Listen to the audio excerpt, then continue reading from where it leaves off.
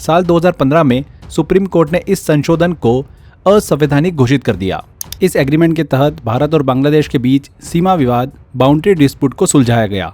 केंद्र और राज्य, सेंट्रल और स्टेट दोनों जीएसटी वसूल सकेंगे। लोकसभा और राज्य विधानसभाओं में 1/3 यानी 33% सीटें महिलाओं के लिए आरक्षित की गई हैं।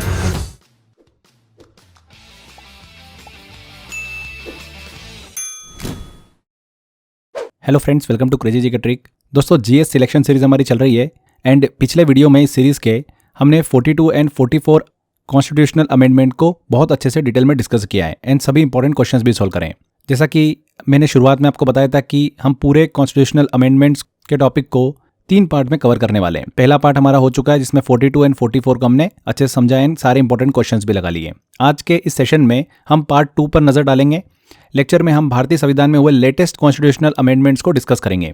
10-12 ऐसे लेटेस्ट अमेंडमेंट्स हैं जहां से अभी लगातार क्वेश्चन एग्जाम में पूछे जा रहे हैं, तो हम उनको अच्छे से कवर करेंगे एंड लास्ट में इंपॉर्टेंट एमसीक्यू भी सॉल्व करने वाले हैं। वो क्वेश्चंस हम सॉल्व करेंगे जो अभी 3-4 सालों में अलग अलग एग्जामों में अमेंडमेंट से रिलेटेड क्वेश्चंस देखने को मिले हैं। तो फ्रेंड्स, वीडियो को आप एंड तक जरूर देखिएगा। इस वीडियो का डिटेल पीडीएफ और इस सीरीज के सभी वीडियोस का पीडीएफ एंड मॉक टेस्ट की प्रैक्टिस आप कर सकते हैं। इसका ऑप्शन मैंने मेरे 100 आवर जीएस के कोर्स में दे रखा है। अगर आपने कोर्स एनरोल कर रखा है तो आपको कोर्स के अंदर ही ऑप्शन मिल जाएगा। अगर आपने अभी तक कोर्स नहीं लिया है तो डिस्क्रिप्शन बॉक्स और कमेंट बॉक्स में लिंक दे रखा है, आप वहां पर क्लिक करके एनरोल कर सकते हैं। इसके अलावा क्रेजी जीके ट्रिक एप्लीकेशन पर भी ऑप्शन अवेलेबल है। प्राइस की बात करें तो बहुत ही नॉमिनल चार्ज है, आप एक बार चेकआउट कर सकते हैं। चलिए अब सेशन की तरफ चलते हैं और सीधे हम सेशन को स्टार्ट करते हैं। ये वाला जो टॉपिक है एग्जाम पर्सपेक्टिव से देखें तो ये टॉपिक करंट अफेयर्स और पॉलिटी दोनों से जुड़ा हुआ है, इसलिए इसकी इंपॉर्टेंस और भी बढ़ जाती है। अक्सर यहाँ से डायरेक्ट क्वेश्चन आता है कि अमेंडमेंट किस वर्ष हुआ, इसका उद्देश्य क्या था या कौन सा आर्टिकल जोड़ा गया। अगर प्रिपरेशन के एंगल से बात करें तो ये टॉपिक मुश्किल नहीं है, बस आपको 3 चीजें क्लियर रखनी है: amendment number, year and purpose और रिलेटेड आर्टिकल्स। अगर ये 3 चीजें क्लियर है तो लेटेस्ट अमेंडमेंट से कोई भी क्वेश्चन गलत नहीं होगा। चलिए इन रिसेंट कॉन्स्टिट्यूशनल अमेंडमेंट्स को एक एक करके बहुत सिंपल और स्ट्रक्चर्ड तरीके से समझते हैं। सबसे पहले हम बात करते हैं फ्रेंड्स 99th कॉन्स्टिट्यूशनल अमेंडमेंट की, संविधान संशोधन अधिनियम की 2014, जो कि एनजेएसी से संबंधित है। एनजेएसी का फुल फॉर्म क्या है? National judicial appointments commission. सबसे पहले तो ये समझना पड़ेगा कि एनजेएसी था क्या। इस संशोधन के माध्यम से जजेस की नियुक्ति जुडिशियल अपॉइंटमेंट्स के लिए एक नया आयोग कमीशन बनाने की कोशिश की गई। इसे कहा गया NJAC, national judicial appointments commission. इसमें शामिल होने वाले सदस्य की बात करें तो वो थे chief justice of India, supreme court के 2 वरिष्ठ जजेस, लॉ मिनिस्टर और 2 एमिनेंट पर्सन्स, यानी सरकार और न्यायपालिका दोनों की भागीदारी इसमें रखी गई थी। लेकिन यहां पर एक बहुत ही इंपॉर्टेंट डेवलपमेंट हुआ। साल 2015 में सुप्रीम कोर्ट ने इस संशोधन को असंवैधानिक घोषित कर दिया, इसीलिए ये संविधान संशोधन बहुत ही ज्यादा सुर्खियों में रहा। एग्जाम में यहां से क्वेश्चन आने के फुल चांसेस होते हैं। कोर्ट ने कहा कि यह जुडिशरी की स्वतंत्रता, इंडिपेंडेंस ऑफ जुडिशरी को प्रभावित कर सकता है। रिजल्ट क्या हुआ? एनजेएसी समाप्त हो गया और जजेस की नियुक्ति फिर से कॉलेजियम सिस्टम से होने लगी। तो 99वां संविधान संशोधन अधिनियम 2014 आपको क्लियर हुआ। आगे बढ़ते हैं, अब बात करते हैं 100वें संविधान संशोधन अधिनियम 2015 की। ये जो अमेंडमेंट था एक बहुत ही स्पेसिफिक उद्देश्य के लिए लाया गया था। ये जुड़ा हुआ था Bharat Bangladesh land boundary agreement से, एलबीए। इस एग्रीमेंट के तहत भारत और बांग्लादेश के बीच सीमा विवाद बाउंड्री डिस्प्यूट को सुलझाया गया। दोनों देशों के बीच एनक्लेव्स का आदान प्रदान, एक्सचेंज किया गया, यानी जो छोटे छोटे भूभाग थे एक दूसरे के अंदर फंसे हुए थे उन्हें ऑफिशियली एक्सचेंज किया गया। एग्जाम में सीधे क्वेश्चन बनता है कि लैंड बाउंड्री एग्रीमेंट किस अमेंडमेंट से जुड़ा है, तो आंसर होना चाहिए 100वां संविधान संशोधन अधिनियम 2015। इसके बाद हम बात करते हैं 101वां संविधान संशोधन अधिनियम 2016 की। जीएसटी अमेंडमेंट के नाम से भी इसे जाना जाता है। One of the most Bharat में देखिए इस संशोधन के माध्यम से लागू किया गया था goods and service tax, GST. GST का बेसिक आइडिया क्या था? पहले अलग अलग देखिए इनडायरेक्ट टैक्सेस लगते थे, जैसे कि वेट, एक्साइज, सर्विस टैक्स, ये सभी। तो जीएसटी ने इन सभी को मिलाकर एक सिंगल टैक्सेशन सिस्टम बनाया है। लेकिन भारत जो है एक संघीय व्यवस्था है, फेडरल सिस्टम है, इसलिए यहाँ पर बनाया गया ड्यूअल टैक्सेशन सिस्टम, यानी केंद्र और राज्य, सेंट्रल और स्टेट दोनों जीएसटी वसूल सकेंगे। इस अमेंडमेंट द्वारा कुछ नए आर्टिकल्स भी जोड़े गए, जैसे आर्टिकल 246A जीएसटी पर विशेष प्रावधान से संबंधित हैं, आर्टिकल 269A ये इंटर स्टेट जीएसटी से संबंधित हैं एंड आर्टिकल 279A ये जीएसटी काउंसिल से संबंधित है। इस अमेंडमेंट की सबसे इंपॉर्टेंट बात यह थी कि इसके तहत जीएसटी काउंसिल का गठन किया गया। यही जीएसटी काउंसिल जीएसटी से जुड़े निर्णय लेती है। एग्जाम में आर्टिकल बिल्कुल सीधे पूछे जाते हैं, इसलिए तीनों आर्टिकल दिमाग में रखिएगा। आगे बढ़ते हैं, अब बात करेंगे 102वें संविधान संशोधन अधिनियम 2018 की। इस अमेंडमेंट का मुख्य उद्देश्य था national commission for backward classes NCBC को संवैधानिक दर्जा देना। पहले एनसीबीसी एक स्टैट्यूटरी बॉडी थी, लेकिन 102वें संशोधन के बाद इसे संविधान में स्थान दे दिया गया। इसके लिए 2 नए आर्टिकल जोड़े गए। आर्टिकल 338B, ये आर्टिकल एनसीबीसी की संरचना और कार्यों से संबंधित हैं, एंड आर्टिकल 342A, ये article socially and educationally backward classes की सूची से संबंधित है। बहुत ही इंपॉर्टेंट है, यहाँ से एग्जाम में क्वेश्चन पूछा जा चुका है। इसके बाद आता है 103वां संविधान संशोधन अधिनियम 2019 ईडब्ल्यूएस रिजर्वेशन। ये अमेंडमेंट जुड़ा हुआ है ईडब्ल्यूएस मतलब इकोनॉमिकली वीकर सेक्शन से। इस संशोधन द्वारा आर्थिक रूप से कमजोर वर्गों के लिए 10% रिजर्वेशन का प्रावधान किया गया। अब सबसे इंपॉर्टेंट पार्ट, कौन कौन से आर्टिकल जोड़े गए, तो आर्टिकल 15(6) और आर्टिकल 16(6) को जोड़ा गया। आर्टिकल 15(6) शिक्षा संस्थानों में आरक्षण से संबंधित है और आर्टिकल 16(6) सरकारी नौकरी में आरक्षण से संबंधित है। एग्जाम में बहुत बार पूछा जाता है कि 15(6) और 16(6) किससे संबंधित है, तो ईडब्ल्यूएस रिजर्वेशन से संबंधित है। नेक्स्ट आता है 104वां संविधान संशोधन अधिनियम 2020। यह अमेंडमेंट 2 महत्वपूर्ण देखिए बदलाव के लिए जाना जाता है। पहला, लोकसभा और राज्य विधानसभाओं में स्टेट लेजिस्लेटिव असेंबलीज में SC/ST आरक्षण को अगले 10 वर्षों के लिए बढ़ा दिया गया, इसके लिए जाना जाता है। एंड दूसरा, एंग्लो इंडियन नॉमिनेशन को समाप्त कर दिया गया। पहले राष्ट्रपति द्वारा लोकसभा में एंग्लो इंडियन समुदाय से 2 सदस्यों को नॉमिनेट किया जा सकता था, अब ये प्रावधान जो है समाप्त कर दिया गया इस संविधान संशोधन के बाद। तो 104 संविधान संशोधन जो हुआ वो SC/ST रिजर्वेशन एक्सटेंशन से रिलेटेड है एंड एंग्लो इंडियन के नॉमिनेशन समाप्ति से संबंधित हैं। इसके बाद आता है 105वां संविधान संशोधन अधिनियम 2021। यह अमेंडमेंट सुप्रीम कोर्ट के एक निर्णय के बाद लाया गया।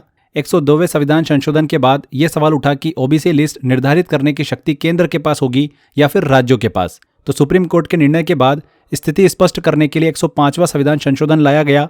इस संशोधन के तहत राज्यों को फिर से ओबीसी लिस्ट निर्धारित करने की शक्ति दे दी गई।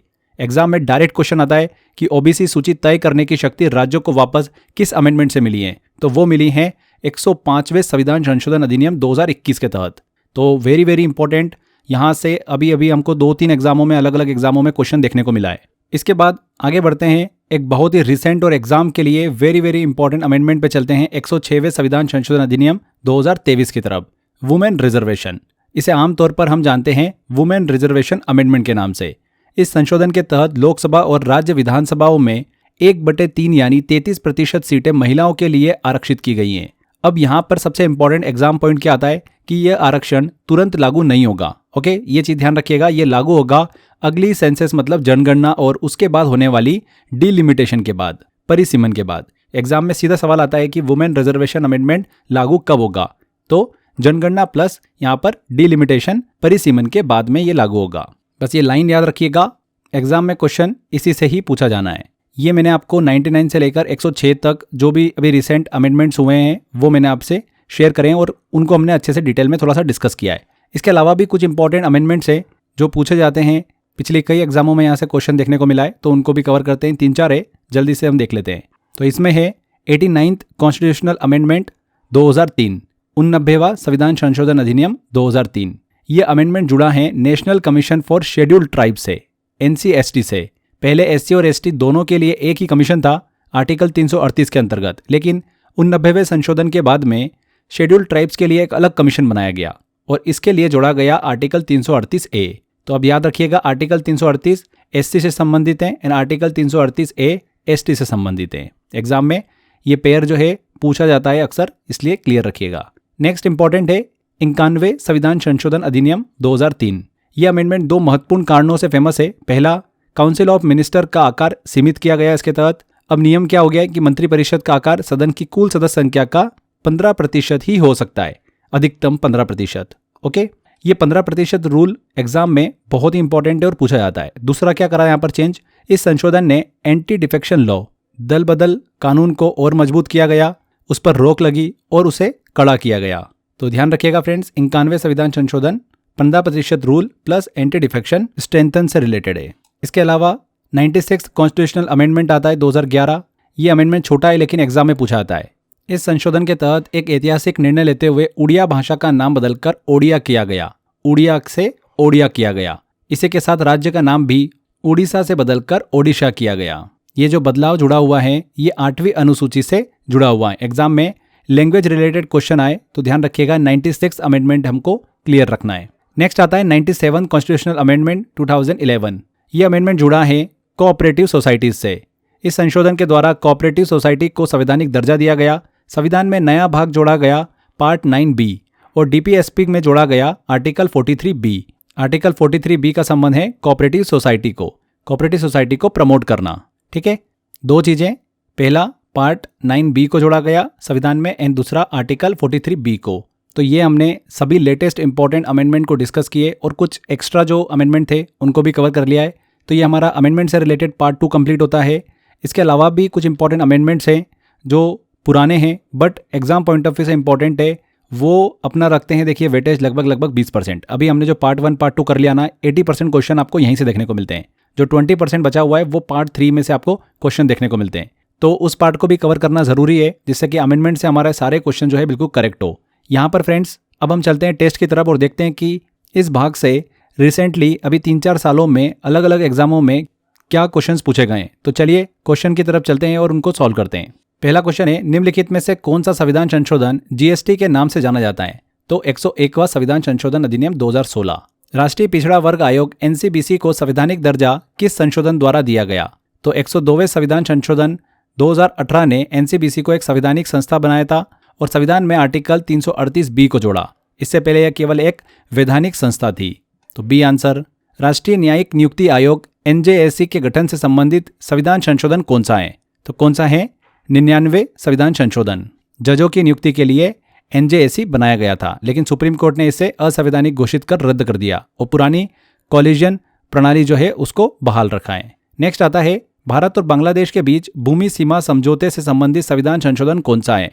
तो एलबीए से रिलेटेड आर्टिकल है हमारा 100वां संविधान संशोधन अधिनियम। राष्ट्रीय अनुसूचित जनजाति आयोग एनसीएसटी को संवैधानिक दर्जा किस संविधान संशोधन अधिनियम द्वारा दिया गया? तो इसे संवैधानिक दर्जा मिला है 89वें संविधान संशोधन द्वारा। पूर्व के देखिए संयुक्त आयोग को 2 भागों में बांट दिया गया, एनसीएससी आर्टिकल 338 और एनसीएसटी आर्टिकल 338A। तो यहाँ पर C answer 89th constitutional amendment act. अगला आता है, हाल ही में किस संविधान संशोधन द्वारा लोकसभा एवं राज्य विधानसभाओं में SC/ST के लिए सीटों का आरक्षण अगले 10 वर्षों के लिए बढ़ाया गया?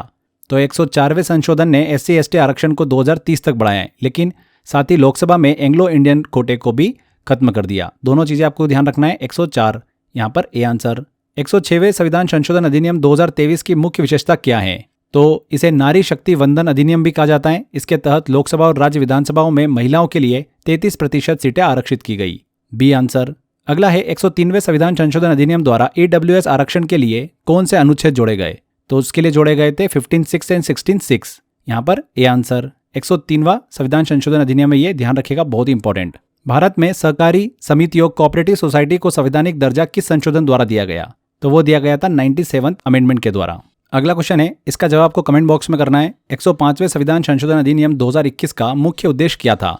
तो कमेंट बॉक्स में जरूर बताइएगा फ्रेंड्स, काफी इंपॉर्टेंट है ये क्वेश्चन, अभी एग्जाम में पूछा हुआ क्वेश्चन है। तो यहाँ पर हमारा ये टॉपिक कंप्लीट होता है। लेटेस्ट अमेंडमेंट को हमने डिस्कस किया, अच्छे से डिटेल में हमने समझाया उनको और सारे इंपॉर्टेंट क्वेश्चन सॉल्व करें हमने, जो अभी अभी हमको अलग अलग एग्जामों में देखने को मिले।